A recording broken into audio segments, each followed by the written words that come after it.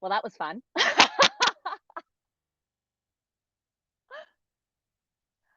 Well, welcome everyone. It is an absolute pleasure. I don't know if well, obviously, I think my audio's working because either Nick saw me dancing and he was joining me just because he's like, I'm in it, or he heard the music.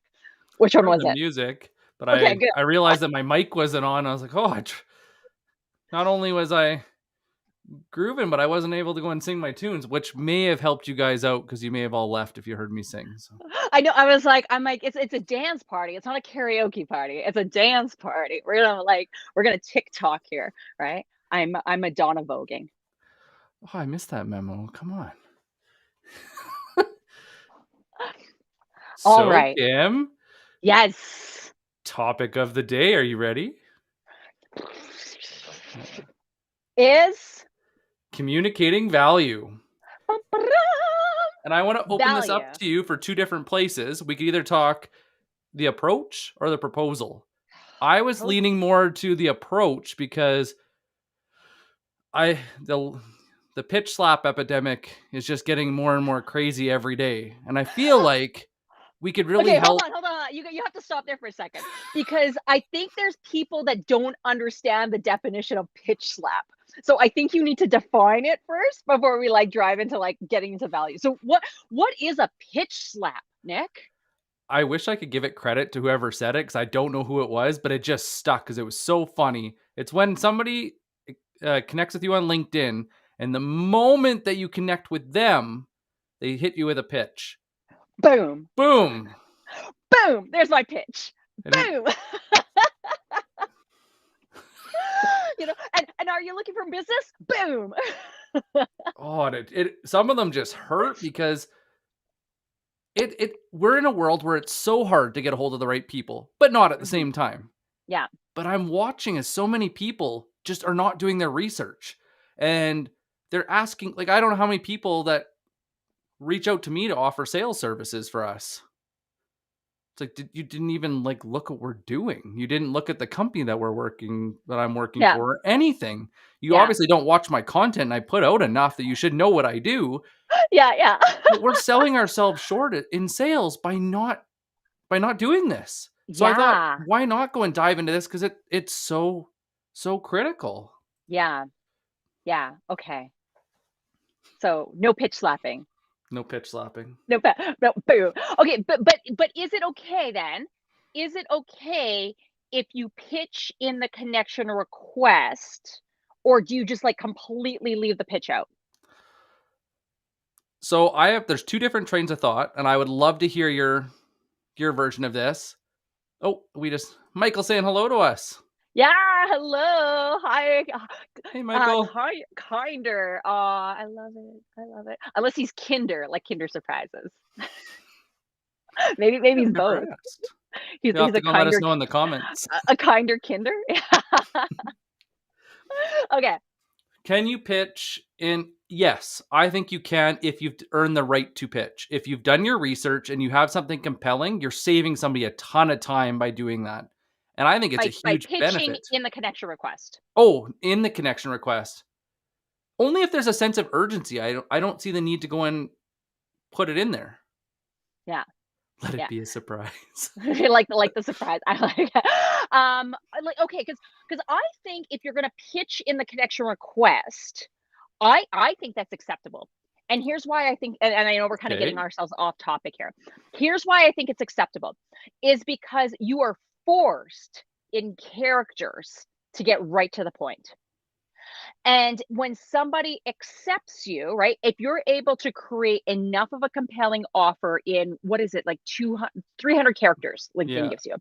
In 300 characters, if you can give someone exactly why you're wanting to connect with them, I don't think you need to go and subsequently continue to pitch. But it's like, hey, here's what I want to do, either accept it or don't accept it. Right. Mm-hmm. And I'm not going to go ahead and continue on. Whereas when you accept the connection request, the reason why the pitch slap hurts so much, right? Is because like the immediate need that I have is like I open it and then it's a scroll. And Yeah. I'm like, holy crap, right? Like if you couldn't do if that was your intention, that's fine. But if you can't do it in 300 characters, are you expecting me to read 3,000 characters? Like, here's a mini blog post, right? And it's like, no, no. So anyway, That's I have so succeeded. frustrating. I very much succeeded in the pitch connection request, but it's different, and I think maybe we'll have to save that for a different conversation for a different time, Deal. because today we're talking about more in the value creation side. I do wanna say that I don't actually put anything in there, and I keep it blank unless there's Yeah, urgency, yeah, and I would rather build a relationship, and it goes back to our conversation for today is how do you communicate value? If yeah, there's no value in that conversation, it doesn't matter what you're selling. If you can't give them a compelling reason to talk to you, they're gone yeah, every time. yeah, And yeah, how many times do absolutely. we see that in class with cold calls when we do our role play? And Yeah, they run down that pitch, and it's like, "Hi, my name is Nick. I just wanted to go and talk to you. I'm from KO Advantage Group, and we help salespeople go and do this, this, and this. We've had a 500,000% increase, and we went and do build websites, and on and on and on. Like it's not. We're not watching a Shakespeare play. We don't want to do a monologue. You know, it Shakespeare might play. be the most beautiful words that you've ever created, but To the be or key, not to the be, real the key, right? sale. It's a conversation. It has to have Yeah. some volley. It has to have some back and forth. Yeah. Oh, absolutely, absolutely. We have a comment in here about like the second stage panel interview, and this is being timely. Like you could not be more right, because it is like the value created is and how we extract information. And I think this is where a lot of people get this wrong. Is that what like I get a lot of questions from people, but one of them is like, how do I communicate value, Kim? Like what do I say to the client to make them wanna buy? It's like, "Oh, here it is. Here's what you would say to your like, no. No, no, it's not about what you say, right? And it actually has everything to do with, like, punctuation, if you really think about it, right? Value is created not in a period, but in a question mark, right? It's not statement, statement, statement, statement, statement, and from a marketing standpoint, that is Mhm. in an in-person communication, whether we're talking about in person, we're talking about in-person virtual, it is not. It is about agreeing or disagreeing that I can deliver the client what you want. So, I mean, Yeah. for the person that like actually made the comment here, I'm in a second stage interview. Like, how do I communicate my value? Great. What questions have you prepared for that interview? Right? If you're going in thinking like I'm preparing the answers for the interviewer, that's great. But I'll tell you, even from an HR perspective, I spend my most of my interviews with people are less than 30 minutes. I don't need more than that to determine whether I like you enough to see you go on or not. This is like your first date. And I'm like, you don't want to commit on a first date to somebody dinner and a movie and like drinks afterwards. You want to commit to them to like a coffee date because you're like, if this sucks, I want to be out. And so in the interview, I only commit to 30 minutes, but 15 of that minutes is actually, so what questions do you have for me? And that's actually where I really determine whether this person like like fail, like just suck it, like the entire first half of the interview, right? And if you come out with me and like throw me a curveball, give me a question that makes me think, I'm like, huh, okay, you've done your homework. You're actually thinking about this role. You're thinking about how you could provide my company value. And this is the same as sales, right? What questions are you asking the client? Like, where does the client ultimately want to get to? And that's where value is that if customer, if that is your goal, if that is where you want to be, like, tell me what that looks like. And what would happen then? And what kind of partnerships would you need to have as a part of that? And how are you going to continue to serve your clients even more when you're there? And then getting all that information and saying, I think we could help you out with that, right? Mhm. For me, that is valuable, right? If I have somebody going ahead and saying, "Let me tell you about my product, what we do, how we do this," stuff, and I'm just like, "Uh-huh." And in virtual selling, this is the tough one because I could be like, "Uh-huh, uh-huh, yeah, okay." Like, Yeah, responding to right? You emails or you doing you have, something yeah, yeah, else. you have no idea, right? Like I'm sitting here and I'm Candy Crushing this conversation right now. I'm like, "Mhm, yeah, mhm." Like, wow, pat on the back, right? That client was saying, "Mhm," and nodding, right? Yeah, right? Virtual high fives, Nick, high fives. We crushed that sales cycle. Oh, why aren't they calling us back? Yeah. What happened? Hmm. And then we play the game. Like, oh well, maybe something came up. Maybe they're really busy. Maybe we lost to a competitor, right? And you're having to assume, right? Like if you really provided value for somebody, like they are going to continuously meet with you, like hands down, Mhm. right? And if they stop meeting with you, like turn that mirror back on yourself instead of saying, "Oh, that client was probably not good for us. Oh, they probably found someone else." Turn that mirror back on yourself and be like, "Where did I lose that deal? Yeah. What was I like, what did I not find out about that client? What did I not ask them? What do I not understand about where they want to go to?" And if you're a sales manager, I challenge you to make sure every single before you get to proposal with every single client, ask that salesperson, so why is this important to this client? Where do they want to be in 6 months time? And if your sales rep can't answer where the client wants to be 6 months time, minus something that feels very internal, well, they want to streamline their process. Well, they want to have a working CRM, right? I can promise you that no client is like, you know what? If we could have anything in the world in 6 months, the one thing that would make like the biggest difference to us is a working CRM. If we had that, everything would be solved. Okay. Mhm. No company has ever said that. You know what? If we had an IT provider, yeah, that would solve all of our problems. I have a question for you, and that goes along this line. And I hope I like have like felt made someone feel like personally like offended by this. Okay, but please go ahead. I'm personally offended, Kim. Kim is gone. And now Yeah, back. No. yeah, Um, how much of that value comes before the sale? How prepped should you be? And I've noticed now that I've had a few really good approaches, especially on LinkedIn and actually email too, where you could tell they did their homework. yeah, And I was shocked. It was yeah, so well presented. They made it fun. yeah, Obviously, they've been paying attention.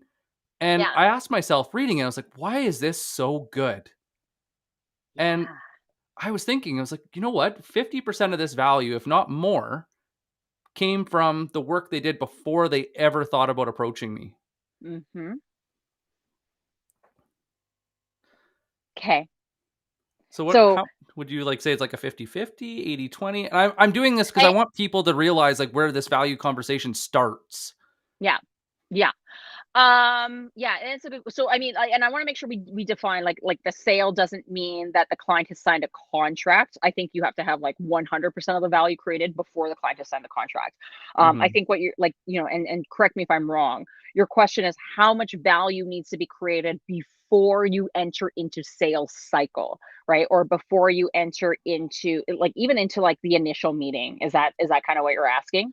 Yeah, because you see so many people with they haven't done their research on a cold call or they Oh, haven't done I their hate research on that. social selling.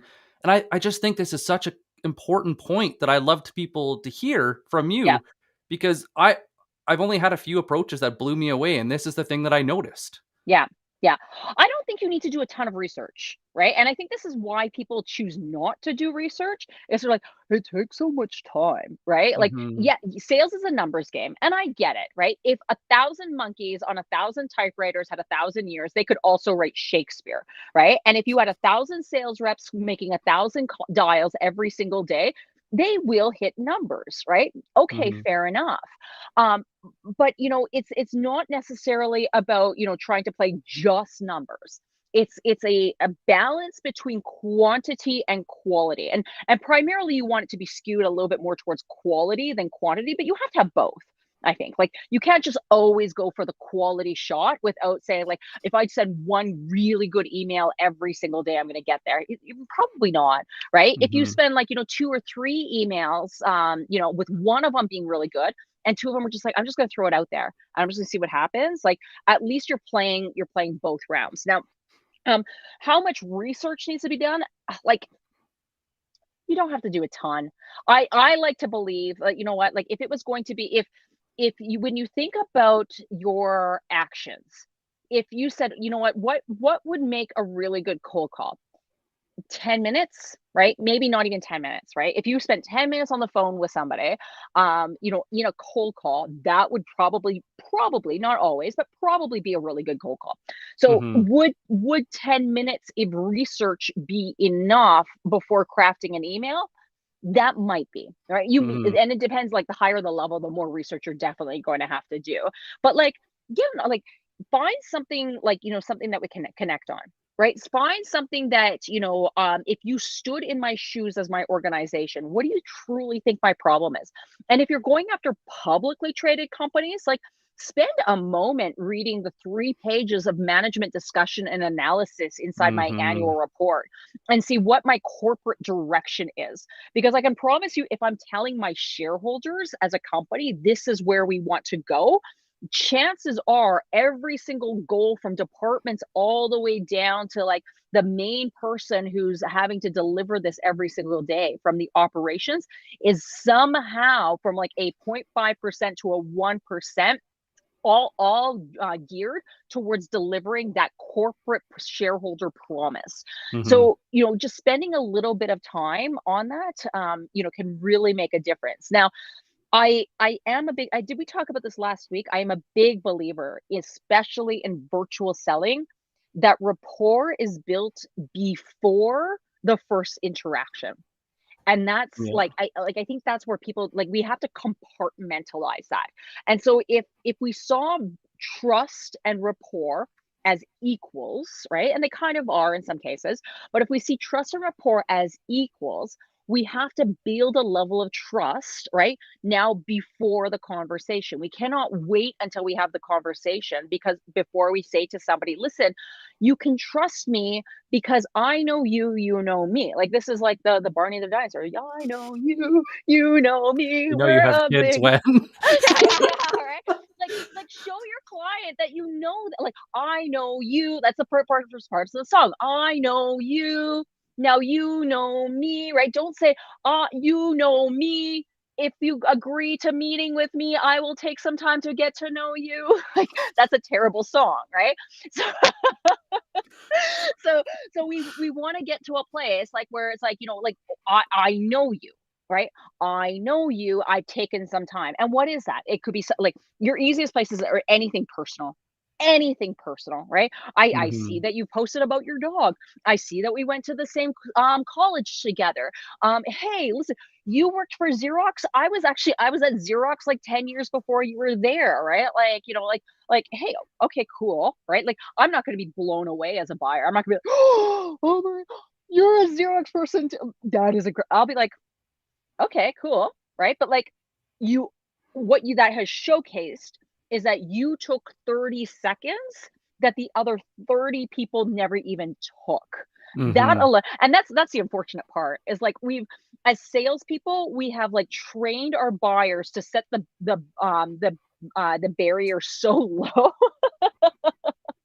Maybe it's a Yeah. good news thing, a bad news thing.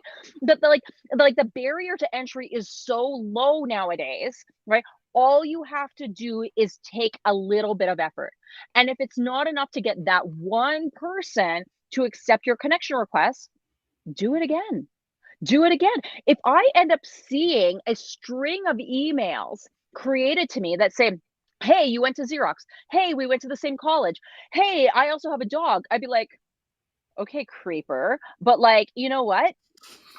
you spent a little bit of like you spent obviously some time getting to know me over the course of 3 emails, right? Now, I wanna take this immediately to, like, the meeting stage, though, Yeah, because once like, assuming, right? Because I think that in itself, how do you get that meeting is a whole different conversation, right? We could easily absolutely. spend, like, 3 sessions just on that.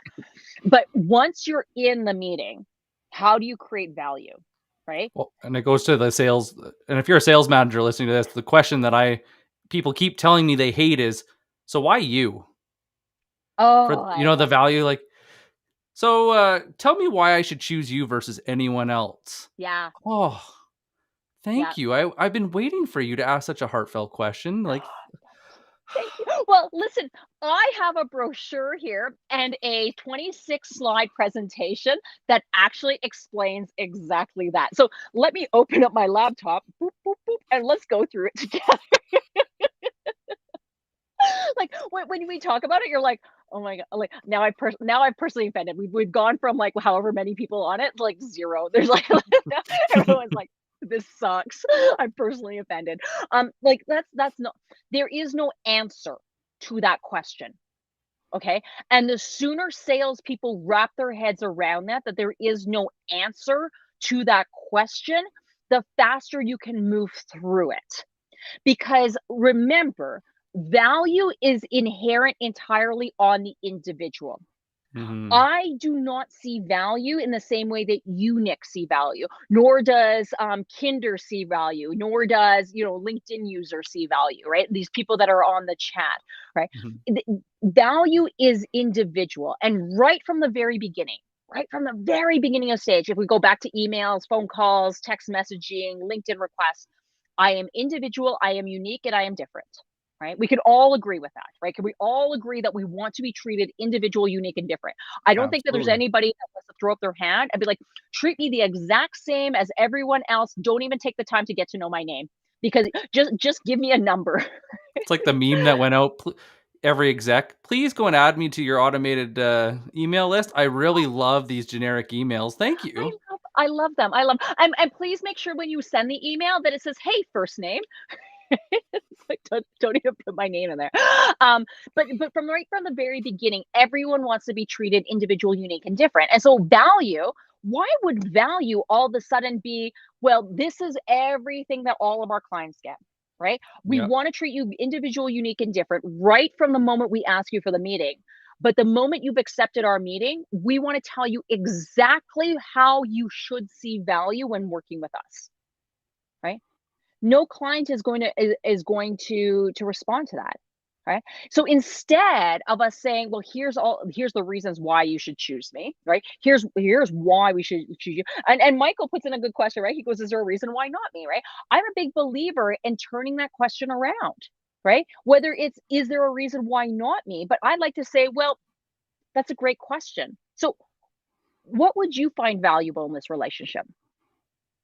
Right? Mhm. And now an open-ended question creates like forces the person to be creative about this, right? This is actually a return on investment question is really what we're doing here. And this was actually where you would use in your return on investment because whether it's why should I choose you?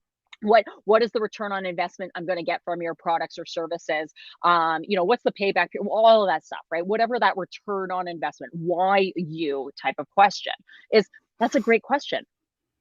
What value would you see from this relationship, right? And if the Mhm. person can't answer this, right, how were you expected to have the answer for it?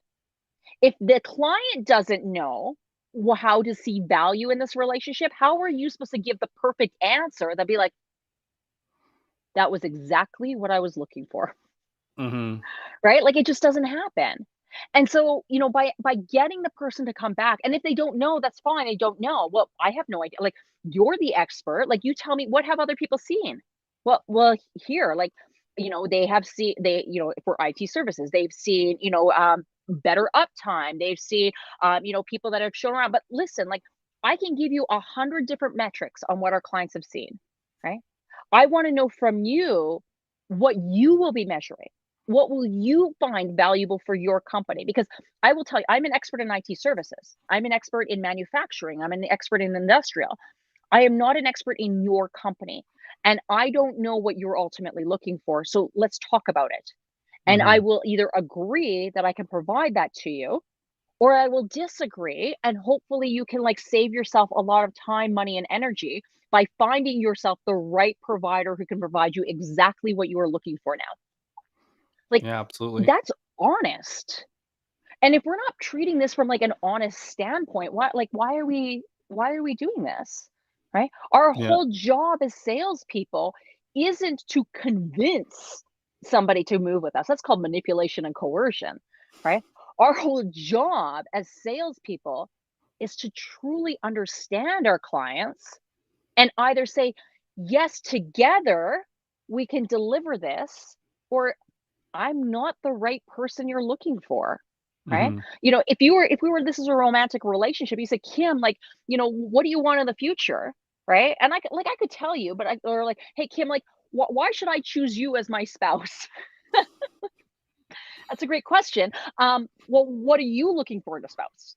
Mhm. Right? Like, before I tell you why you should choose me as your spouse, tell me what you're looking for in a spouse, and then I will either tell you, like, I'll tell you what I'm looking for, and we either create something that agrees, or we choose to not. Right? What Why are are we your looking at this thoughts differently? on what do you think about having a hypothesis? Like something that you wanna test in that meeting. So say you know what their role is and you're like, The last 7 people in this role that I've talked to, this was really important to them." Would you use that knowledge and kinda tease it out through your questions and statements, or would you start blank canvas and just figure that out going through the process? I don't know if I'm completely clear on the question. Like, ask the question again. Sure. One thing I found very helpful is looking at what role the title and some of the responsibilities that somebody has. So if they're more Yeah, senior or more junior, and then looking at people that I've talked to in the past that align with that, yeah. and then using that knowledge to go and make a guess at what I think is going to be important to them, what the company's judging them on, what they're scared of based on, they don't want to the whole saying about nobody got in trouble for buying IBM. Yes. Yeah, absolutely. And so So using that assumptions to go and move forward. Well, okay, so I mean, the idea behind the original saying, like, nobody got like, nobody was fired for hiring IBM. That actually, like, was number one, a big trust thing, right? And number two, it actually came from a logical standpoint, right? And as long as we used ultra logic to get somebody to be convinced, like, even if you didn't feel like IBM was the right decision, right? The logic was all there. Right. Hmm. And chances are somebody from the very beginning ended up like feeling like the IBM was the right decision. This like there's a lot of psychology behind theirs. I'm listening to an audiobook called Alchemy by Rory Sutherland from Ogilvy. So if you like I Oh yeah. take a look at this. And actually that was one of the things that he talked about was around the nobody got in trouble for using IBM. Now, if you're dealing with somebody who is ultra logical, you may have to go down that path. But the the counter argument here is to get them to that emotional conversation or that emotional decision first. And and if you want to, like, if you believe the IBM side, that's fine. But if you believe Malcolm Gladwell in his book Blink, where he says, basically people made a decision before they made the decision. If I asked you, hey, what does your gut say, right? If you had to make this decision today, Nick, like, what does your gut say? Right? If we entered a relationship today, right? What like how would you feel about that? Right? Like, yeah, I think that'd be okay, right? Oh, Hmm. you know what? I'm you know what, Kim, I'll be honest with you. I don't know if I'm really sure about that. Right? Yeah. Cool. It is a piece of information, but what your gut says, what your instinctual says, is that now you're going to find confirmation bias that now logically determines that that feels good, and all the logical pieces I'm going to give you are going to be yes again, yes again, yes again, or it's like, I don't know if I really feel about this, and all you're going to see is red flag, red flag, red flag, red flag, with Yeah. all the information that I'm bringing to you. Right? IBM got this right? Because what they did was they made people feel trust, right? And the idea behind the phrasing, no one got fired for hiring IBM, essentially says, trust us. We will always take care of you. right? Yeah. And that was an emotional intelligence conversation. Yeah. I think we're jumping into green room We're now. jumping into green room. Any closing Ah, comments before we jump over for the Q&A with everyone? I want to say if you are ever unsure if you've created value for the client, finalize the conversation by saying, "Was this valuable for you?" And see what the person says. It is a fair question to ask them, if especially if you only have a short period of time, right? What was this valuable for you? And what value did you get out of this meeting today? Right? What we do, getting back to confirmation bias again, is by me saying that this was valuable, by me telling you what the value I received out of it, I am more likely to see all subsequent sales meetings as valuable. Right? Mhm. Good luck to the person in the interview. I hope you nail it. Ask a lot of great questions. Ask them, like, what was this a valuable interview for you? Was it a valuable, was this valuable for us to get to know each other? And get them to say yes. Find out what they're looking for. What are you looking for in an ideal client candidate? Right? How would you know you found the ideal candidate? Ask them those questions. See what the person says back, and then agree that you can deliver those specific criteria to them. So thank you. I'm gonna find and with this question, was this a valuable conversation to you? And I hope I end up seeing some wonderful yeses. And will we see you next week? Okay. Will we see you next week is my question to you.